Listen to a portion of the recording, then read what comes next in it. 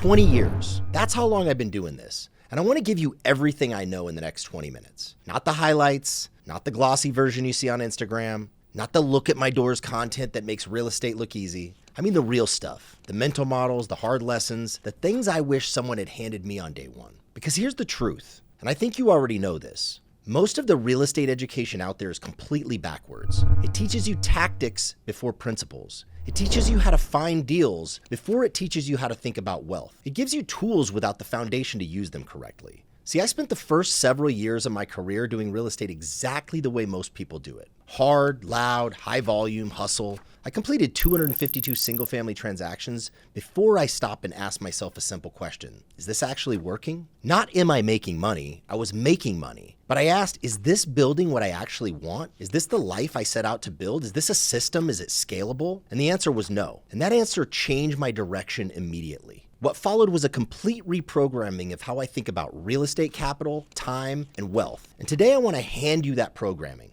Here are the 5 shifts, 5 mental transitions that every serious investor has to make. Most people make 1 or 2 and call it growth. The ones who build real, lasting generational wealth make all 5. Stay with me for the next 20 minutes because this is the conversation I wish someone had with me back in 2004. Let's get into it. Before we go further, let me give you a little context so you know I'm the right person to have this conversation with you. My name is Adam Williams. I'm the founder and CEO of LFS Capital, and we're a private equity firm based in Scottsdale, Arizona, focused exclusively on passive LP multifamily real estate investing. Last year alone, we acquired 8 assets, over 1,330 units, and over $212 million in real estate. But none of that started with the fund. It started with me back in 2004, learning real estate the hard way. One single family deal at a time, over 250 of them to be exact. I also spent over a decade as a limited partner before I ever raised $1 of outside capital. I've sat on both sides of the table, and I know what operators are really doing with your money because I've been the one investing in operators. And I know what it takes to underwrite, acquire, and manage assets at scale because that is exactly what I do every day now. So when I say I want to give you 20 years of experience in 20 minutes, I mean it. This is not content I'm going to generate to fill the YouTube channel. These are the frameworks I use, the mental models I live by, and the shifts that changed my trajectory. Let's go. Here's the problem with how most people enter real estate.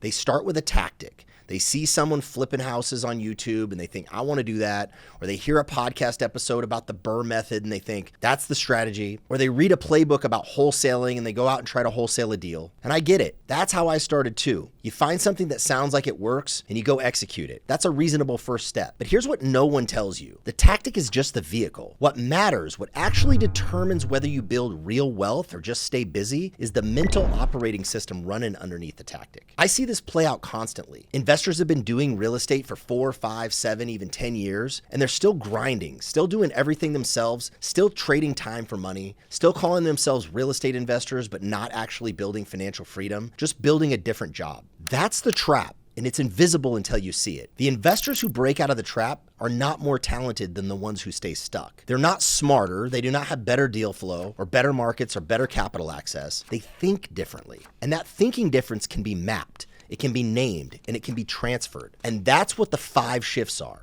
Each shift is a transition from one way of thinking to a fundamentally different one. And once you make a shift, I mean really make it, not just understand it intellectually, but you internalize it, you cannot go back. You see the world differently. You make different decisions. You attract different results. Let me walk you through all 5. We're about to go into the 5 shifts, but I want to tell you right now, shift number 3 is the one most investors never make, and it's the reason most investors never actually break free. Keep watching. The first shift is the foundational one. And most people reading or hearing this, they're just going to say, yeah, obviously, and move on. Do not do that. Most people who get into real estate are chasing income. More income, better income, faster income. Income is good. Income pays your bills, but income is not wealth.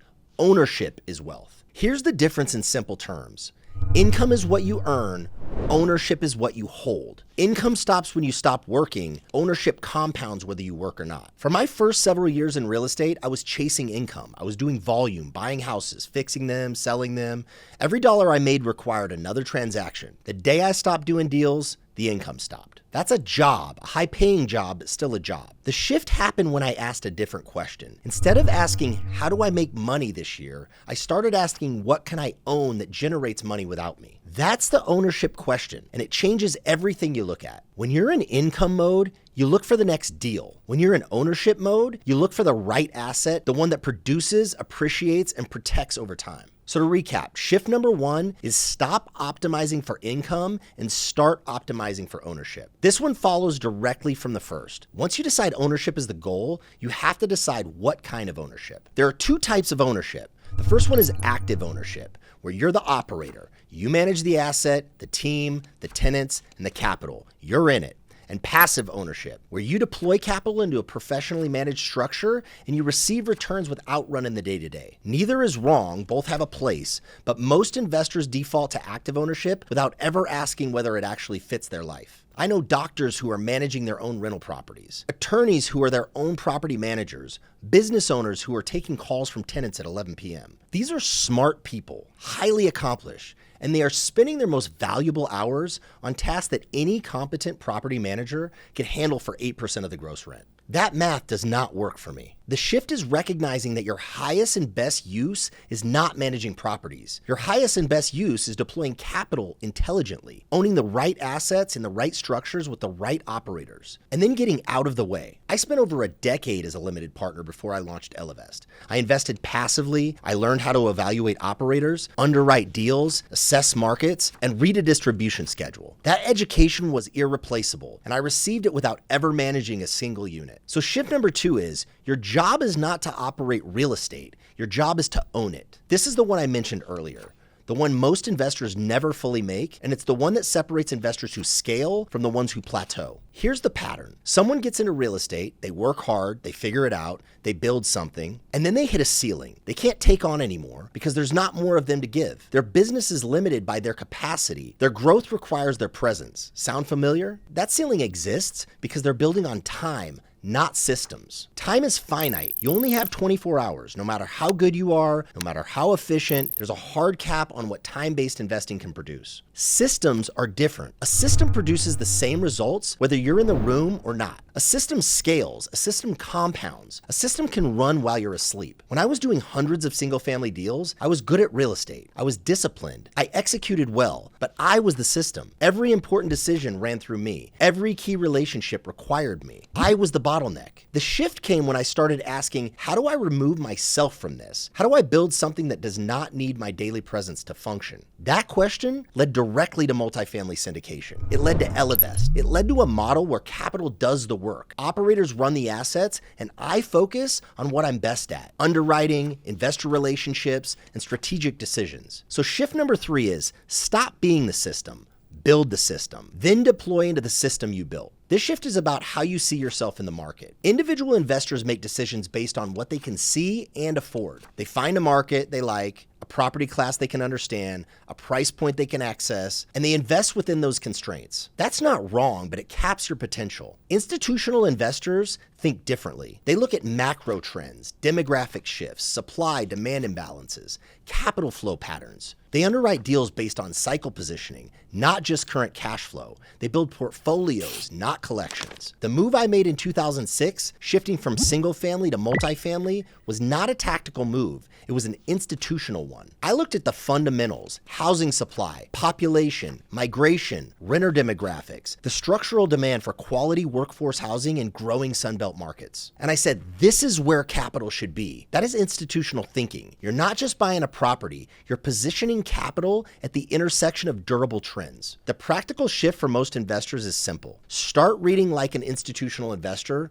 start underwriting like one, start asking the questions that pension funds and family offices would ask before deploying capital. Not, is this a good deal? Ask, is this a good deal given where we are in the cycle in this specific market, with this specific operator, with this specific capital structure? That's a different question, and it leads to different decisions. So shift 4 is think about capital the way institutions do, especially when it's your capital. All right, on to the next one. This is the shortest shift to explain, but maybe the most powerful one for you to memorize. Every single dollar I have ever made in real estate, every unit I acquired, every fundraise, every partnership built came from a relationship. Not a transaction, not a cold call, not a Google ad, a relationship. The investors who write checks to Ellevest are people who have spent time with me, who have listened to me explain my philosophy, who have watched how I underwrite, who trust me, not because I told them to, but because I showed them who I am over time. Real estate is a long game, and the long game is a relationship game. Stop optimizing for the next transaction and start optimizing for the right relationships. The right operators, the right capital partners, the right investors who share your values. Build those relationships deep, nurture them, deliver on what you promise. That is the compounding asset that never shows up on your balance sheet. So shift number 5, and this is by far the most important one to me, relationships are the real asset class. Now let me stress test these 5 shifts for you, because I know what some of you are thinking. You're thinking, this sounds great in theory, but I'm not there yet. I don't have enough capital to invest passively. I'm still in the grind phase. That's a fair objection, and I want to address it directly. These 5 shifts are not a sequence.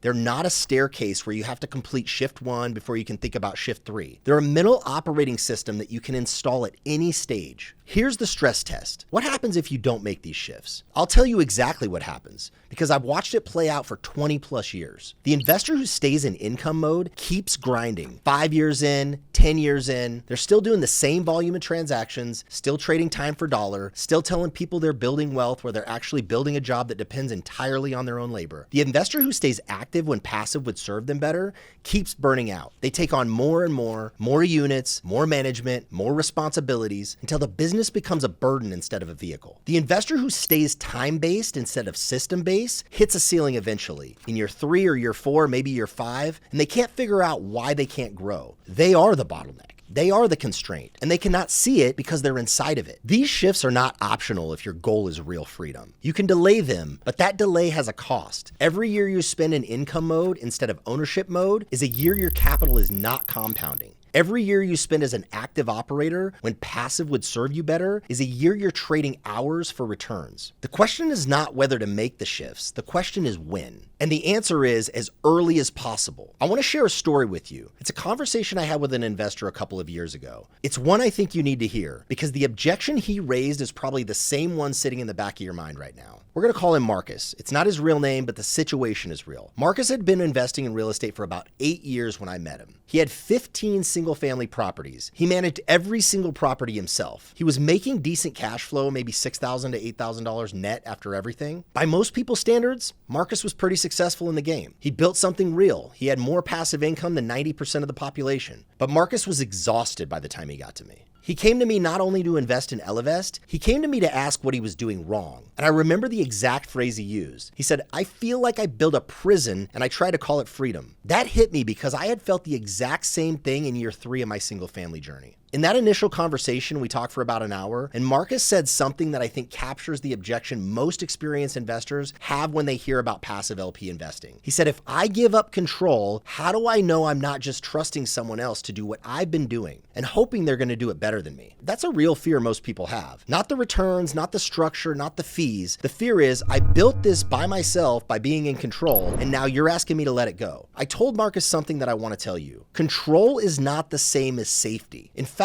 in real estate, control can be one of the most dangerous things you can have. When you're the operator, you're the single point of failure. If you get sick, the business slows down. If you make a bad hiring decision, the business suffers. If you miss a market shift, the portfolio takes a hit. You have control and you absorb every mistake personally. In a well-structured LP investment with a professional operator, the risk is distributed. The operator has a team, systems, lender relationships, property management, and infrastructure. The GP has skin in the game. The asset itself is the collateral. You're not the single point of failure anymore. Marcus ended up investing with us here, and 6 months later, he told me it was the first time in 8 years he felt like a real estate owner instead of a real estate employee. That's the shift, and that's what passive LP investing actually gets you. Let me make this real with numbers so you can see exactly what we're talking about. Say you have $500,000 of investable capital, and you're trying to decide between continuing to deploy that into active real estate, buying more rentals, managing more properties, or positioning it into a passive LP structure. Here's the active scenario. $500,000 buys you maybe 2 or 3 additional single-family properties, depending on your market and the leverage. Each property requires your time, management, maintenance decisions, tenant issues, and capital improvements. Now let's say you net $2,000 a month across those properties. That's $24,000 a year, a 4.8% cash yield on your capital, and you're working for it. Now here's the passive scenario. That same $500,000 goes into a professionally managed multifamily syndication targeting a 7% preferred return with an 85-15 LPGP split after pref. Year 1 distributions could be in the range of $35,000. Over a projected 5-year hold with a value add execution and a quality exit, you're potentially looking at a 1.8 to a 2x equity multiple. 2 scenarios, same capital, very different life. And here's what the numbers don't show. In the active scenario, you're also spending time, real time, 15, 20, 30 hours a month managing those properties. In the passive scenario, that time is yours. You spend it however you want. You're not required to do anything. Now let me bring the 5 shifts together for you in a single framework so you have something to walk out of this video with. Shift number 1, income to ownership. Stop asking how to make more money. Start asking what you can own that makes money without you. Shift number 2, active to passive. Your highest and best use is not operating real estate. It's owning it intelligently. Shift number 3, time to systems. Stop being the system.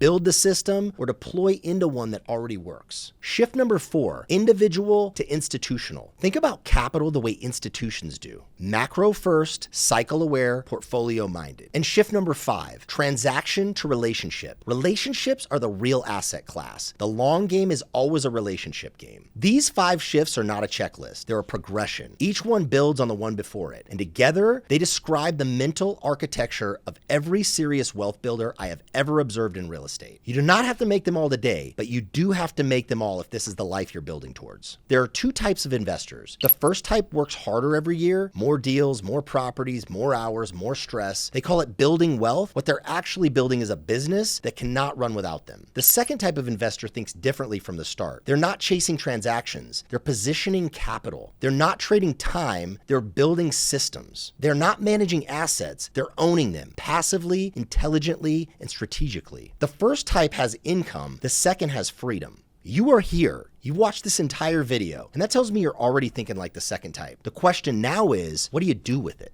If what we cover today resonates with you, if the 5 shifts framework is something you actually want to apply to your own capital, here's how we can go deeper. First, if you want to learn how I evaluate passive LP investments, how we structure our deals, and how we protect investor capital through the full cycle, visit elevestcapital.com. We'll take the time to understand your goals, your timelines, and whether a private placement is right for your situation. Second, if you want to be inside a community with investors who are actually making these shifts and exercising these shifts every single day, people at different stages of the journey, all moving in the same direction, the More Club is where that conversation happens every single day. You can find it at school.com/More Club. And if you want to go even deeper on multifamily investing specifically, subscribe to this channel. We publish multiple long-form videos every single week. No fluff, no hype, just the education the industry should have given you from the beginning. I'll see you in the next one.